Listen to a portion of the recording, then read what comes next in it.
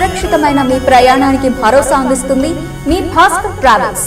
అన్ని travel tickets కోసం Bhaskar travels Jangareddygudem వారిని సంప్రదించండి.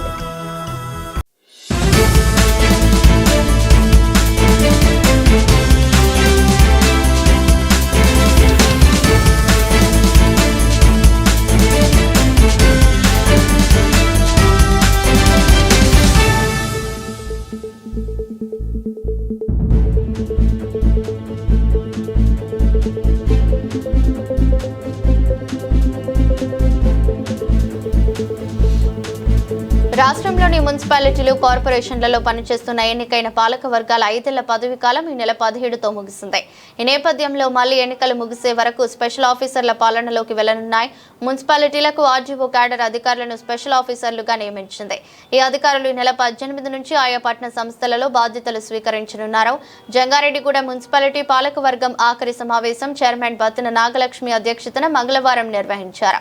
ఆఖరి సమావేశం ప్రశాంతంగా ముగిసింది. 25 మంది వైసీపీ కౌన్సిలర్లు, ఒక జనసేన, 3 టీడీపీ కౌన్సిలర్లతో 2021 మార్చి 18న ప్రమాణ స్వీకారంతో పాలకవర్గం ఏర్పాటైంది. 2026 మార్చి 17తో వీరి పదవి కాలం పూర్తి చేశారు. ఈ సందర్భంగా జంగారెడ్డిగూడెం పట్టణ అభివృద్ధికి తమ బోర్డు పూర్తి స్థాయిలో కృషి చేసినట్లు తెలిపారు. పట్టణాన్ని పూర్తి అభివృద్ధి పదంలో నడిపించామని, అతి సమస్యాత్మక రోడ్లు, డ్రైన్లు మొత్తం పూర్తి చేశామన్నారు. కోవిడ్ సమయంలోనూ పాలకవర్గం అనేక సేవలు అందించింది. చైర్పర్సన్ గారి అనుమతితో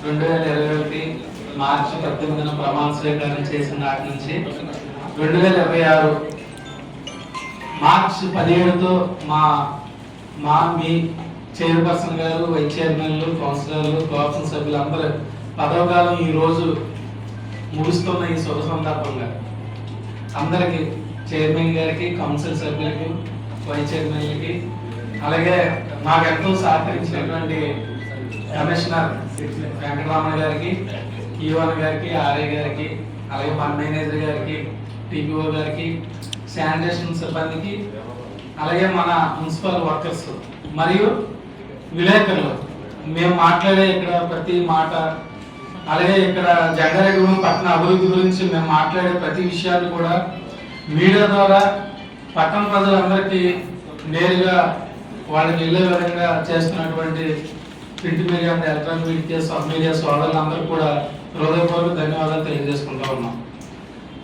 మరి గతంలో 2014-19 వరకు కూడా అప్పుడు కౌన్సిలర్ ఉన్న టైంలో కూడా అప్పుడు లాస్ట్ మీటింగ్ ఇదే చాంబర్లో జరిగింది. అప్పుడు ఎంత ఎక్విప్మెంట్ లేదు, మామూలుగా బల్లల మీద మామూలు ప్లాస్టిక్ కుర్చీలతో అప్పుడు లాస్ట్ మీటింగ్ అంటే ఈ బిల్డింగ్ లోకి వచ్చి 3 మీటింగ్లు పెట్టుకున్నాం.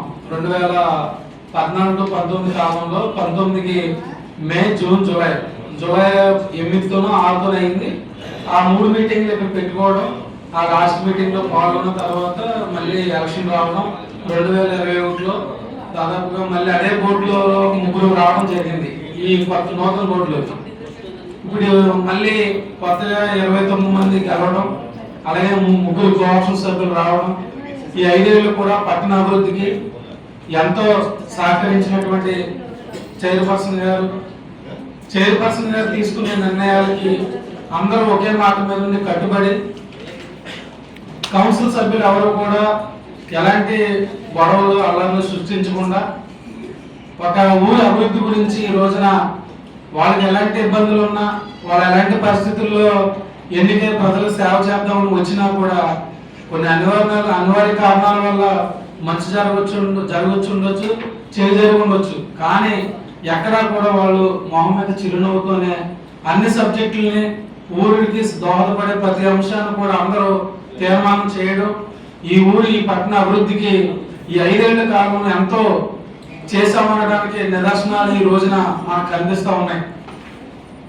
మరి ఎప్పుడు కూడా మీటింగ్ లో మరి నేను స్టేట్ లెవెల్లో విషయాలు మాట్లాడడానికి కుదరదు కదా. ఎప్పుడు మాట్లాడినా మన పట్టణ అభివృద్ధి, మనం పట్టణానికి ఏం చేస్తామనే దాని మీదే మాట్లాడడానికి అవకాశం ఉంటుంది.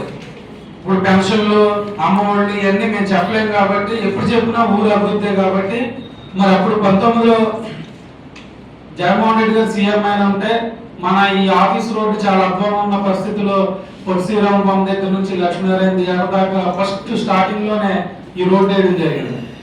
తర్వాత మళ్ళీ సాల్పేట రోడ్డు అయినా కానీ ఉప్పలమేట రోడ్డు అయినా కానీ అలాగే మళ్ళీ హై స్కూల్ రోడ్ నుంచి అలా ఉప్పలమేట దాకా సిమెంట్ రోడ్లు, అలాగే లేటెస్ట్ గా మన మున్సిపల్ నిధులతోనే సాధారణ నిధులు అంకైడ్ బ్యాంక్ తో మరి రిలయన్స్ మార్ట్ నుంచి బైపాస్ వరకు రోడ్డు ప్రతిపాదించడం కానీ, సుబ్బంపేట రోడ్డు అప్పుడు సగం వేయడం, మళ్ళీ మన బోర్డులో మళ్ళీ సగం పూర్తి చేయడం, అలాగే మన సూర్య కాలేజీ రోడ్డు కానీ, పార్క్ రోడ్డు కానీ, కోర్టు రోడ్డు కానీ, బాటగంగన గుడి దగ్గర అయితే రోడ్డు కానీ, మన పొటైనో రోడ్డు కానీ, అలాగే మన క్యాసంపల్లి స్ట్రీట్ రోడ్డు కూడా మరి వైఎస్ఆర్ పార్టీ రాగానే అది కూడా మెయిన్ రోడ్ అయిందని వినాయకుడు గుడి అంటే కొవ్వు రోడ్ నుంచి వినాయకుడి గుడి మీదుగా సక్సెస్ స్కాన్ వరకు కూడా అప్లై చేయడం జరిగింది.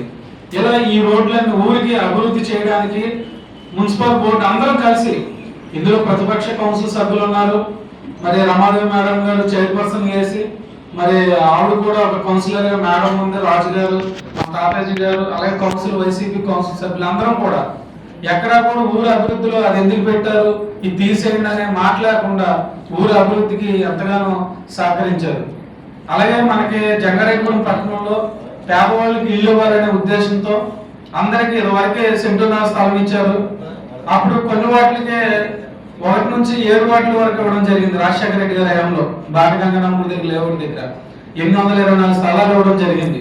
తర్వాత మరి ఊరి పట్టణాల దృష్ట్యా కొన్ని అనివార్య కారణాల వల్ల సెంటు భూమి ఇవ్వడం, ఆ సెంటు భూమి కూడా 2204 ఇళ్ళు L1, L2, L3, L4 చెప్పిన ఈ ఊరికి సంబంధించి 2200 స్థలాలు ఇస్తే అందులో అందరూ కూడా చాలా మంది ఇల్లు కట్టుకుని L4 లో కానీ, L2, L3, L1 లో కానీ నివాసం ఉంటున్నారు. మరి 14-19 మరి అప్పుడు టిట్కో ఇల్లు ఇవ్వడం జరిగింది.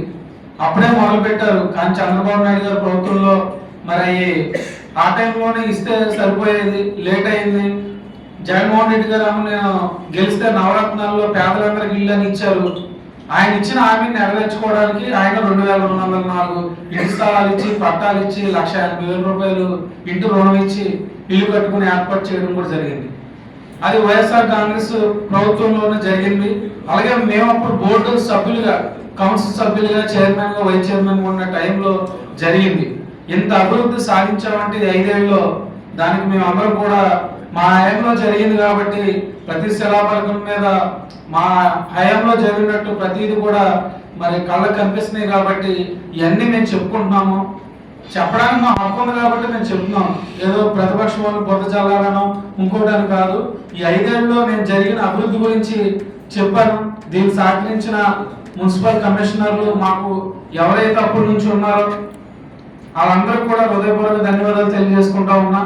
వాళ్ళందరికన్నా ఎక్కువగా మన వెంకటరమణ గారు చాలా సహకరించి అందరితో కూడా మంచిగా ఉంటూ అటు కౌన్సిల్ సభ్యుల్ని, అటు అధికార పార్టీ నాయకుల్ని మరి అందరినీ సమన్వయం చేసుకుంటూ మరి పట్టణాన్ని మంచి అభివృద్ధి బాటలో నడిపించిన కె వెంకటరమణ గారికి హృదయపూర్వక ధన్యవాదాలు తెలియజేసుకుంటా ఉన్నాం.